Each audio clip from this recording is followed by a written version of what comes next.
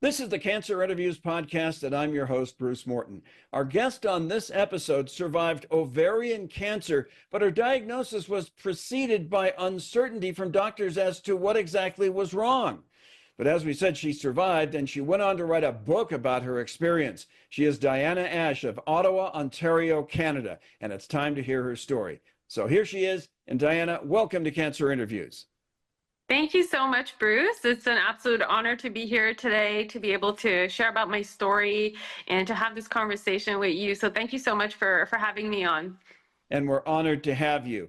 Now, Diana, we're going to start from the same place we always do with all of our guests, because each of our guests has a life outside of cancer, and we want to learn a little bit about your life exclusive of cancer. So if you would, tell us a bit about where you're from, what you've done for work, and when time allows for fun, what you like to do for fun.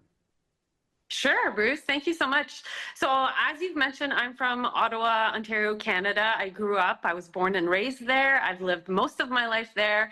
I'm a huge traveler. I love to travel. Any opportunity I get, I try to fly across the globe, visit different places, explore different cultures. That's one of my greatest passions. In terms of work, I've worked most of my life in the area of human resources, helping people in the workforce. That's been the biggest part of my day-to-day. So that's a big portion of who I am. I love helping people. I love working with people. And that's part of the reason why I decided to write the book. It was with that same purpose to help others along the way.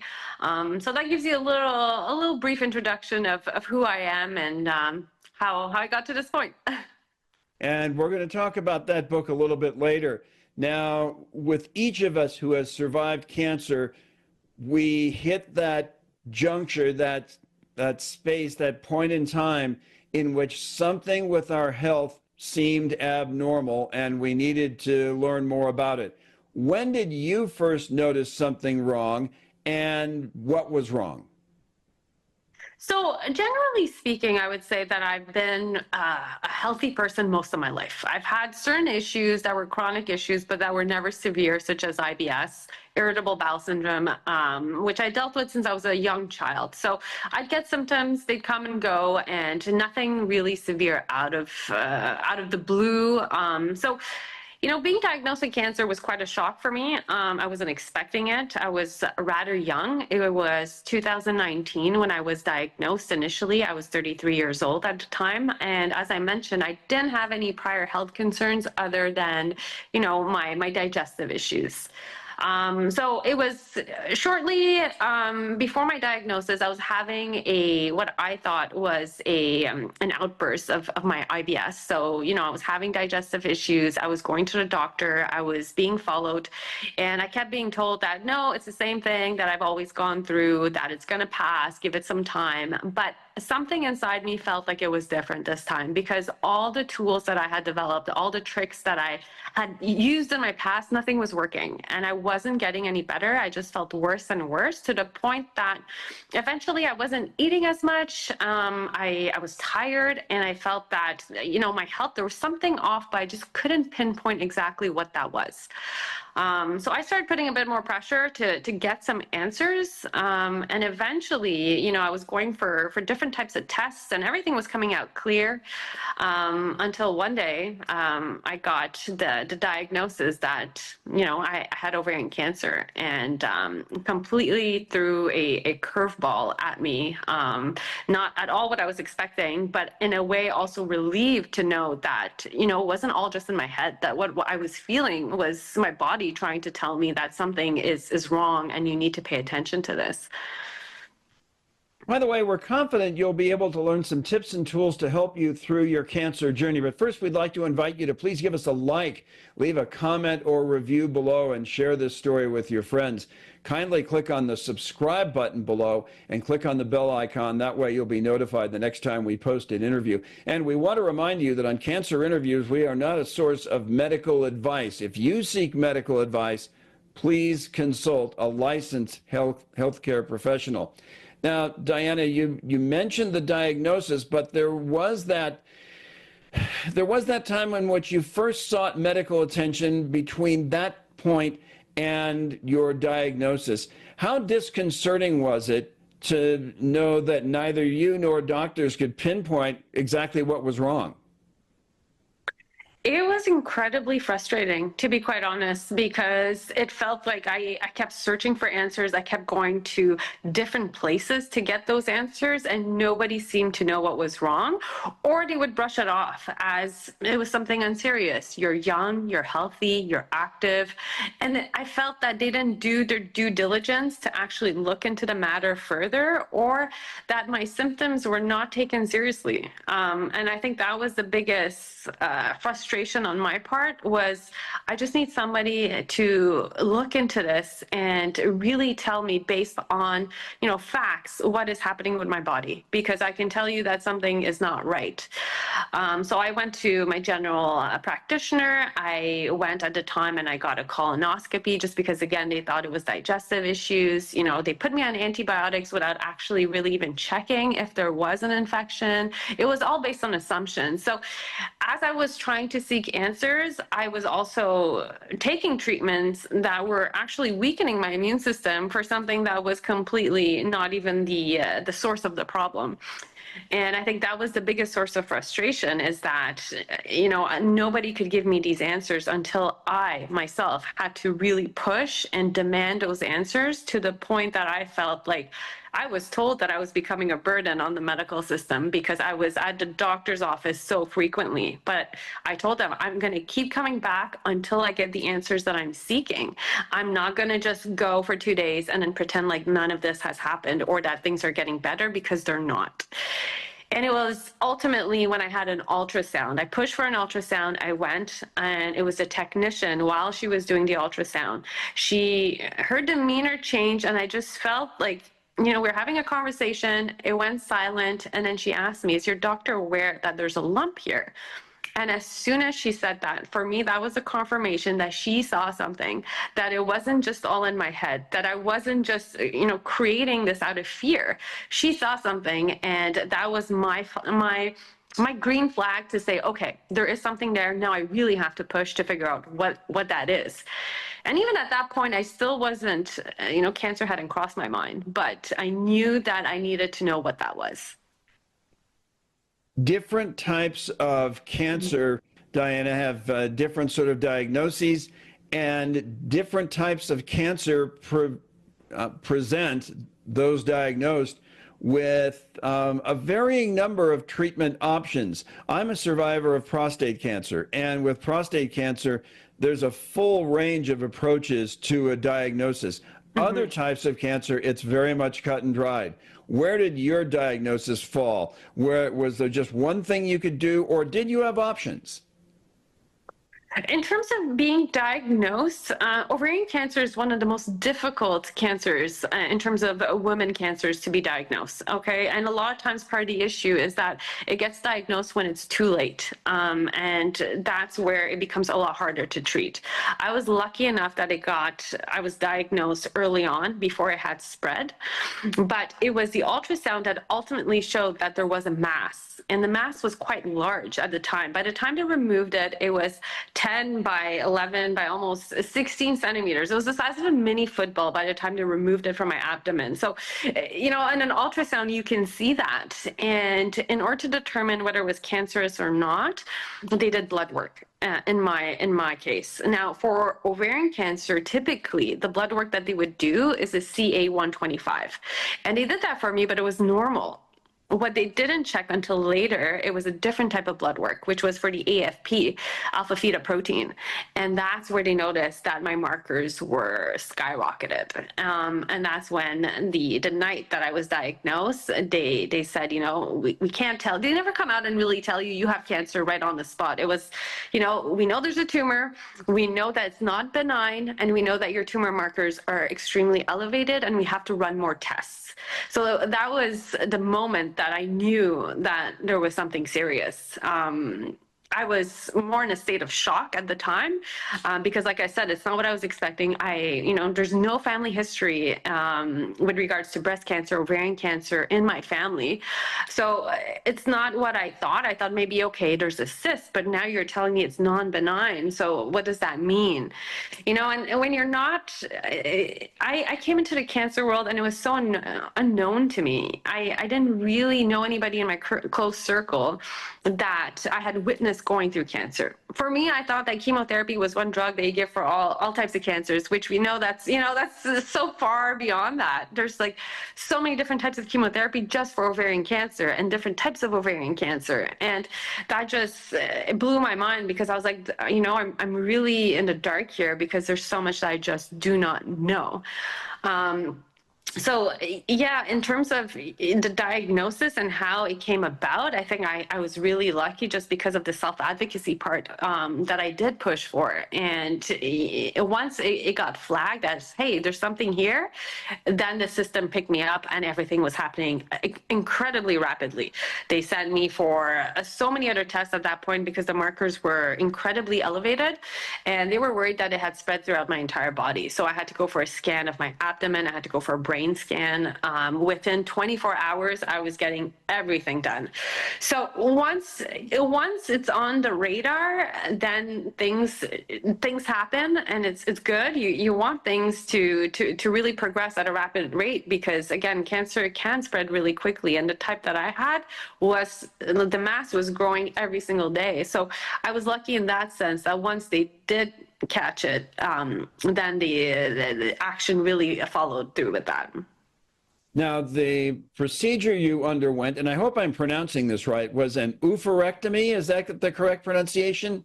That's it. That's when they remove one ovary and one fallopian tube, basically. Okay, and what was that like? Or were you asleep for the whole thing? Or what can you tell us about that? Because there may be some women who for whom an oophorectomy could be an option for them, and you can give them an idea of what may lie ahead for them. Yeah, so I didn't really have a choice. That was what was, I was told that's what type of surgery I was getting. I didn't really know at the time what that involved, and they couldn't even tell me at the time if it was going to be my right ovary or my left ovary. The only thing they told me is that we're only removing one at the time. And they didn't know the extent to which, again, they didn't know the stage of the cancer. They didn't know how bad it was until they were actually going to go in there. So going into surgery was incredibly nerve-wracking for me. I had never been under anesthetic. So for me, that was a source of stress as well, just preparing for it. But I went for the surgery. I was knocked out. The surgery didn't last that long. I think it was a total of maybe 4.5 hours in total. And they did what they said. They took out just the one ovary, the one fallopian tube, and my surgeon did the best that she could to try to remove the residue of the tumor from the surrounding organs. But the mass was so large by the time they remove it that it did break upon removal. So that also led to me having to have chemotherapy after the fact, to make sure that everything is zapped. Yeah, go ahead. Did the surgeon determine that the operation was a success? Yes. So my surgeon, she afterwards came to see me the next day once I was awake and able to have a conversation, and said, we were very satisfied with the way that the surgery went. We were able to remove everything. The cancer was contained, except for upon removal, and the best that she could to remove whatever she could. So that was a huge success. And for me, again, at that point, for me, that was a huge win. And I thought, okay, we're out of the woods. This is, the hard part is done. And my surgeon came to me and she said, I hate to break this to you, but she's like, the surgery was the easy part. What you have lying ahead of you is what's really going to be incredibly challenging. The type of chemotherapy that you need is extremely, it's a short chemotherapy if you want, but it's aggressive. So you're in there every single day. And at the time they told me you need, a certain amount of cycles. And for me, a cycle is a day. Okay, 1 cycle, 2 cycles. But each cycle was 3 weeks, and every single day for the first week. And then the second week you go for a day. So it was nonstop. And it really broke down your body almost immediately. After the third day, I was knocked out. I couldn't feel my legs. Everything was really heavy, a brain fog. So that part was really the toughest part of it all, was obviously the chemotherapy. And she was right about that. I just didn't know to what extent that it was going to be bad. Again, I didn't know how it would feel. I just had this notion of what we see on TV about chemotherapy, about getting nauseous, losing your hair, but it's so much more than that. And what type of chemotherapy was that? So it's called the BEP chemotherapy, which is for the 3 chemo drugs that they give you: the Bleomycin, the Etoposide, and the Cisplatin. Those are the 3 types of chemo that they give you for this type of cancer, which I had was a yolk sac tumor. And that was the best way for them to treat it, was with that regimen. At one point, because I was getting so weak, they decided, there was one of the chemo drugs, the Bleomycin. It's really hard on the lungs. I can create a lot of permanent lung damage. And given my age, given the fact that I was very active, I was a runner, I was a diver, like these were all things that, they told me that you won't be able to do these things anymore. And that was a huge hit on the quality of my life as well too. It was just like, these are like, running was such a big part of my life, for my physical health, my mental health. And to say that I couldn't do that, it was one thing to go through surgery and then to be told you have cancer. And now, every day it seems like there was something that, okay, you can't do this anymore. So they didn't know if the pros outweighed the cons, basically, of the Bleomycin, because they didn't know the extent to which it would work. So at one point, they decided to remove it. They were only giving me Etoposide and Cisplatin. And then they decided, you know what? No, I had a reoccurrence after 6 months. So I was initially diagnosed in 2019, went through the treatment. And then in 2020, again, I went through the BEP chemo one more time. And this time they said, okay, we have to give you everything as much as we can to ensure that we zap everything out, because there's only a maximum amount of chemotherapy that we can give you of this type of chemo. And if it doesn't work at that point, then our options are limited. It's no longer considered a curable cancer, if you want. So they went pretty aggressive the second time around. Now, you mentioned that you couldn't run anymore, and my heart goes out to you as a retired runner. But another aspect of ovarian cancer that affects a lot of those who are diagnosed is their ability to bear children going forward. Did this procedure affect you in that manner? So initially, yes, because when they told me that first I had my surgery and then I went for my consultation with it was a team of doctors at that point that were supporting me. And we were talking about my chemo treatment. And the doctor came back and said, before we start the chemotherapy, you may want to consider freezing your eggs, because the chemo could damage your remaining ovary to the point that you won't be able to have children. And the messaging was also that we need to start chemo as quickly as possible, and we're not going to delay your treatment for you to get fertility treatments. And as a woman, I think that we have greater challenges, because it's not as simple as just going to a clinic and freezing sperm. It's like you have to be at a certain place in your cycle for them to even be able to retrieve the eggs. And I knew that. And I knew the timelines were really short. So I called right away, got a consultation, went in. And when I went in for the initial consultation, the fertility doctor told me that, you've had ovarian cancer. I'm not going to do the procedure until after chemotherapy. And a year after chemotherapy, if your ovary is still functioning. So for me, that was okay. Well, we're just gonna sort of leave it to chance. They did give me the Lupron injection, which basically puts your ovary in menopause to try to preserve it and to protect it while you're receiving chemotherapy. So not only was I having the symptoms of chemotherapy, I was also having the symptoms of a woman going through menopause, and your hormones are all over the map too. So it's not just one challenge. It's one thing after another. And eventually, when I had my reoccurrence, at that point in time, they said, we might have to do a full hysterectomy, which meant that we're going to remove everything. The remaining ovary, your uterus, all of that was coming out. So I went through this whole grieving process about the fertility aspect. And I said, at this point, it's, I should be grateful that I'm alive. But it's, as a woman, I felt really guilty to grieve the fact that, I may not be able to have children. And on the flip side of that, everyone's like, well, you're lucky to be alive. And it's like, yes, I know, but I need to also grieve this moment because it's tough. I was 33 at the time. It was 2019, and then it was 2020 when I had my reoccurrence. So I was in a time in my life where everybody around me was getting married, having children, and I was surrounded by that. And not only was I fighting cancer, but I was also grieving the loss of a child that I could never potentially have.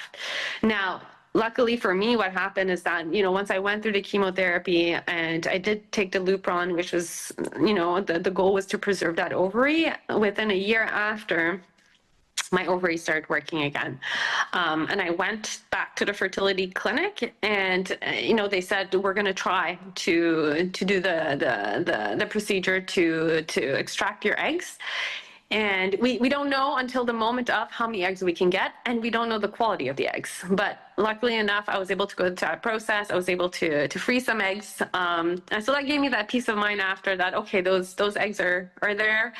And my body eventually with time readapted, and my ovary is still, knock on wood, it's working right now. So I feel very grateful. Was it an emotional roller coaster?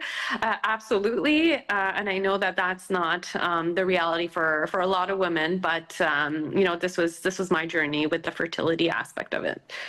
Diana, we've all heard the term cautionary tale, but could your experience, the one you just shared with us now, could that be just the opposite for a woman diagnosed with ovarian cancer, that it's not a slam dunk, it's not a guarantee that you won't be able to have children, and there is that chance that you can? As long as you have ovaries, like you have, and you have your uterus, you can carry a child. And I think that we're so lucky nowadays with technology. I was blown away with what I saw at the fertility clinic in terms of what they can do. And, your perception of how to have a child may not be your reality if you've gone through cancer, in the sense of how you get to that point.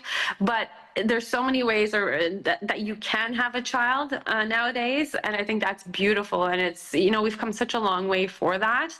And once you're aware of that, I think it gives you that reassurance, that hope, if you want. And I'm very much an optimistic. I even through my cancer journey, I believe that as long as an individual is on this planet and is breathing, there is hope, and anything can change. Okay, so yes, I hope that my story with regards to the fertility aspect of it can be a source of hope for women that are going through ovarian cancer, because it's not an automatic 100% that you have ovarian cancer, you'll never have children. And I know women who've had ovarian cancer who have had children after the fact, and I think it's absolutely beautiful to be able to see that. Okay, well, you've gone through quite a bit with respect to knowing whether you could or could not have children. You've learned that you can't run or engage in some of the physical activity that you did before, but you have reached survivorship. How exciting is that? It's very exciting. I think that's the goal initially when you get a cancer diagnosis is, it's, you want to get to that finish line if you want, as quickly as possible, right?